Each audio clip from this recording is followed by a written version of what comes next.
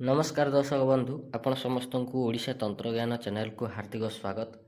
आज ये वीडियो बेसी बड़ हेनी कारण थंबनेल रु आपण जानी सारी जे ये जो तांत्रिक प्रयोगटी एटा केवल विवाह उपरे जेकोसी पुओ मानकर विवाह हो पारनी झील मानकर विवाह हो पारनी बयस गड़ी गड़ी चलुची तांकर घर लोक भारी चिंतित अछंती से मानकु समाजर लोक इयाडू सियाडू गिरी कथा कहउछंती ताको सांगसाथी माने समस्ते विवाह हो सारे विवाह हवा पाइका अनेक प्रकार प्रतिकार करी करी थकी गलानी किंतु कौन सी प्रतिकार काम दौना तेबे कौन करा जाई परियो से भलिया क्षेत्र रे देखंतु विवाह जेतेबेले न हबो जानिबे कोठी ना कोठी कुंडली रे दोष अछि।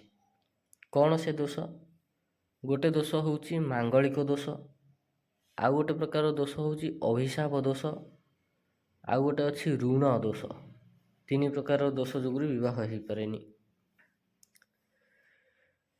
प्रथम है मांगलिक दोष। मांगलिक दोषटा मंगलों जोगु तैयारी हुए मंगलों जोगु सृष्टि हुए मंगल देवता को शांत करई पारिले पूजा पद्धति करी तेबे यार प्रतिकार हो पारे। आउ गोटे रहिला ऋण पितृ ऋण मातृ ऋण पत्नी ऋण पति ऋण ये है सब ऋण पूर्व जन्मर ऋण किछिटा थाए सेगुड़ा ग्रहंकर कॉम्बिनेशन देखा जाए वंश दोष एगुड़ा जदि थाए ताहले विवाह हो पारेनी। धरतु उदाहरण स्वरूप आपण वंश रे किए गोटे एमती लोक थिबो जे कि गोटे झील को भल पाई बह करने कथा देथिबो किंतु परवर्ती समय बह कर से झील अभिशाप देला भाया कथा कहीदे से अभिशापटा एत भीषण भयंकर रूप धरिक आसो जे आगामी अनेक पीढ़ी पर्यंत से तार इफेक्ट देखब। ये है वंशदोष अर्थात गोटाई लोक जोगुरु पूरा वंश पीड़ित हुअन्ति प्रताड़ित हुअन्ति। आउ गोटे रहिला कौन अभिशाप दोष। अभिशाप दोष विभिन्न प्रकार थाए मातृ अभिशाप पितृ अभिशाप पत्नी अभिशाप नाग अभिशाप ये सब अभिशाप गुड़ाक थाए। से अभिशापटा जानतार सृष्टि ही थाउ अथवा अजाणतार सृष्टि ही थाउ। धर कौन सी कथा पाइका घरे विवाह पाइका कहले आपण मना कले आपण अन्य जन को विवाह करने चाहूँगी घरे से प्रस्ताव देले घर लोक राजी नहांती बहुत आपण को बुझेबा पर आपण राजी हेले नहीं पितामाता बहुत असंतोष होकरी अभिशाप देला भाया कथबार्ता कले मन रखी था पितामाता अभिशाप एत भयंकर एत गोटे गोटे पितामाता था से निष्ठुर ताकू सबू पितामाता समाज रे भल नुहति किछि पितामाता था सबठू बेसी निष्ठुर से माने घर को न देखी पर को देखती घरर सम्मान घरर इज्जतटा तांको पाइका कम आ बाहर लोकंकर इज्जतटा तांको पाई बेसी। तेणु से मैंने कौन करती निज पिला मानू अभिशाप देला भाया कथबार्ता करती जार परिणति स्वरूप से पिलार जीवन जदि भी इच्छा अनुसार विवाह कर दिए तेबे भी से अभिशापटा तापर लागू हुए।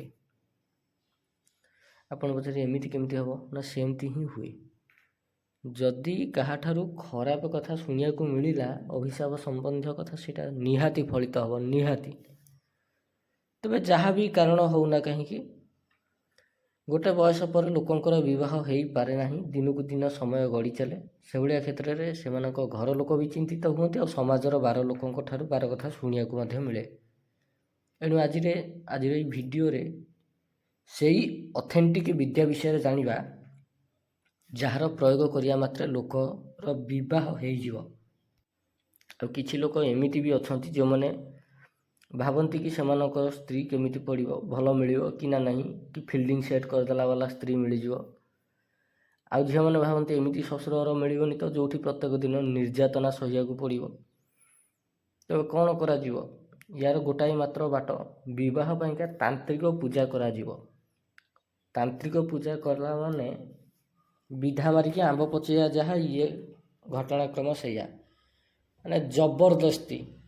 ତେଣିକି ସେ ପିତୃ ଅଭିଶାପ ଲାଗିଥାଉ, ମାତୃ ଅଭିଶାପ ଲାଗିଥାଉ, ପତ୍ନୀ ଋଣ ଲାଗିଥାଉ, ନାଗ ଅଭିଶାପ ଲାଗିଥାଉ, କି ଅନ୍ୟ ଯେକୌଣସି ଯାହା ଲାଗିଥାଉ, ପିତୃ ଦୋଷ ଲାଗିଥାଉ, ବଂଶାବଳୀ ଦୋଷ ଲାଗିଥାଉ, ବଂଶ ଦୋଷ ଲାଗିଥାଉ, ଯାହା ଦୋଷ ଥାଉ କୁଣ୍ଡଳୀରେ, ସେ ସବୁକୁ ଏ ତନ୍ତ୍ରବିଦ୍ୟା ଖାତିର କରେନି। ତନ୍ତ୍ରବିଦ୍ୟାର ନିର୍ମାଣ ସେଇଥିପାଇଁ ହିଁ ହେଇଥିଲା। ତନ୍ତ୍ରବିଦ୍ୟା କାହାକୁ ଖାତିର କରେନି, ନା କୌଣସି ଅଭିଶାପକୁ ଖାତିର କରେ, ନା କୌଣସି ଗ୍ରହ ଦଶାକୁ ଖାତିର କରେ, ନା କୌଣସି ଗ୍ରହଙ୍କର କମ୍ବିନେସନକୁ ଖାତିର କରେ। ତାନ୍ତ୍ରିକ ପୂଜା କରାଯିବ ମାନେ ବିବାହ ହବାଟା ଥୟ। ୟାର ପାୱାରଟା ଏତେ ଅଧିକ। ତେବେ ୟା ପାଇଁ କ'ଣ କ'ଣ ସାମଗ୍ରୀ ଆବଶ୍ୟକ? ଗୋଟେ ଜଳପୂର୍ଣ୍ଣ କଳସ ଦରକାର, ଲାଲ କପଡ଼ା ଦରକାର, ଲାଲ ବସ୍ତ୍ର ଦରକାର, ଲାଲ ରଙ୍ଗର ଆସନ ଦରକାର, କମ୍ବଳ ଆସନଟା ହେଇଥିବ।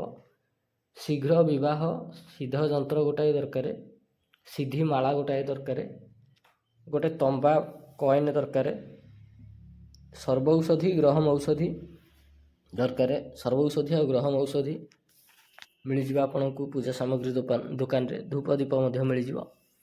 କେମିତି କ'ଣ କରିବେ ଏଇ ପ୍ରୟୋଗ ବା ପୂଜା?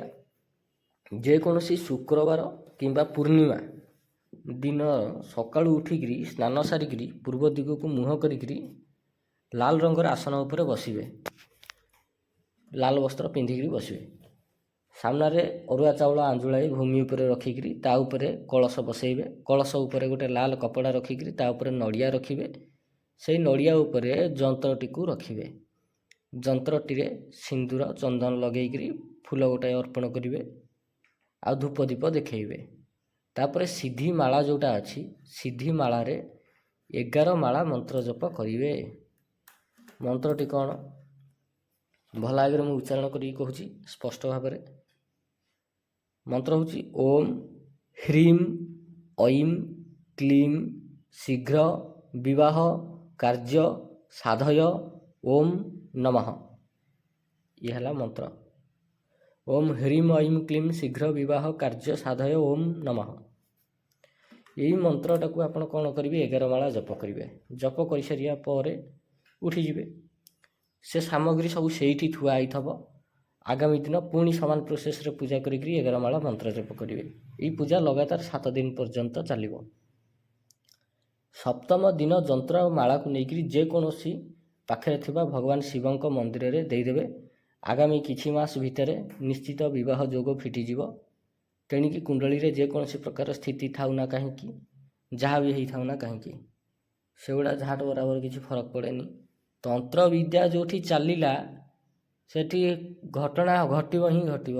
ସେ ତେଣିକି ତାର ପ୍ରଭାବ କ'ଣ ହେବ, ପରବର୍ତ୍ତୀ ସମୟରେ ପରିଣତି କ'ଣ ହେବ, ସେଟା ମ୍ୟାଟର କରେନି। କାମ ଦରକାର ମାନେ ଦରକାର, ଏଇଟା ହେବ ମାନେ ହେବ। ତନ୍ତ୍ରବିଦ୍ୟା ସେମିତିଆ। ଧର କୌଣସି କାରଣବଶତଃ ଏଇ ତାନ୍ତ୍ରିକ ପ୍ରୟୋଗ କରିସାରିବା ପରେ ବିବାହ ହେଇଗଲା ଗୋଟେ ଲୋକର।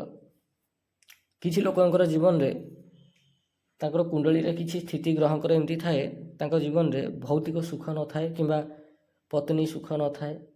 ପତ୍ନୀ ସବୁବେଳେ କେଁ କଟର କରୁଥିବ, ନହେଲେ ସ୍ୱାମୀ ସବୁବେଳେ ବାଡ଼ିଆ ପିଟା କରୁଥିବ, ଝଗଡ଼ାଝାଟି ଲାଗିକି ବୈବାହିକ ଜୀବନଟା ପୁରା ସ୍ମାସ୍ ହେଇଯାଇଥିବ। ସେଭଳିଆ କ୍ଷେତ୍ରରେ କ'ଣ କରାଯିବ? ସେଥିପାଇଁ ବି ତାନ୍ତ୍ରିକ ପୂଜା ଅଛି। କଙ୍କାବତୀ ଗୋଟାଏ ପ୍ରୟୋଗ ଅଛି, ଗୋଟାଏ ଦିନିକିଆ, ଏଇ ଚ୍ୟାନେଲରେ ଦିଆହେଇଛି। ସେଟାକୁ ପ୍ରୟୋଗ କଲେ ଘରେ ସବୁ କଳି ଝଗଡ଼ା ସାଇଲେଣ୍ଟ, ପୁରା ଯେ ଯାହା ବାଟରେ ଯିଏ ଶାନ୍ତ ହେଇକିରି ରହିବେ, ସମସ୍ତେ ସୁଖରେ ରହିବେ। ନହେଲେ ପୂର୍ଣ୍ଣ ଗୃହସ୍ଥ ସୁଖ ପ୍ରାପ୍ତି ପ୍ରୟୋଗ, ସିଏ ୟାଠୁ ଆହୁରି ଭଲ, କଙ୍କାବତୀ ଠାରୁ ଆହୁରି ଭଲ ପ୍ରୟୋଗ ସିଏ। 100% ଗ୍ୟାରେଣ୍ଟି ବୈବାହିକ ଜୀବନଟାକୁ ସୁଖମୟ କରିବ ହିଁ କରିବ। ସ୍ୱାମୀ ଯଦି ସ୍ତ୍ରୀ କଥା ମାନୁନଥିବ, ସ୍ତ୍ରୀ ଯଦି ସ୍ୱାମୀ କଥା ମାନୁନଥିବ, ଦୁଇ ଜଣଙ୍କର ମନର ମିଳନ ଠିକ୍ସେରେ ନଥିବ, ଉଭୟଙ୍କର କଥାକୁ ବୁଝିପାରୁନଥିବେ, ଉଭୟଙ୍କୁ ଟଣ୍ଟ ମାରୁଥିବେ ରାତି ପାଇରେ, ଇଏ ସବୁ ପ୍ରୋବ୍ଲେମ୍ ସଲ୍ଭ ହେଇଯିବ।